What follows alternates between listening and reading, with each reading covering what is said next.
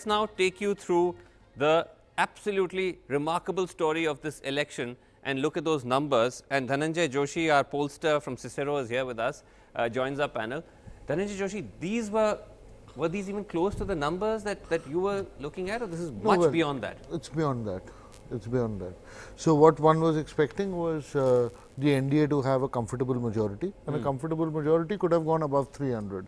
But these numbers like 342 is something that we didn't really expect.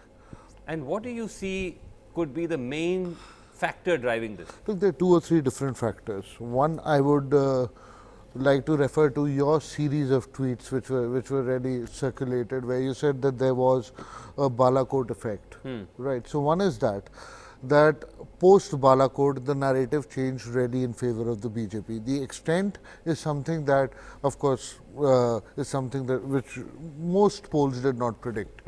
The second is that there was this whole narrative about a strong Modi in front of a who. So a projected presidential kind of an election, where there was a kind of a Tina factor, or a Tina factor was at least propagated very well. And somewhere, and I would say, and based strictly on data, that there is a subtle Hindu-Muslim polarization undercurrent over here. And I would say so because… Across India?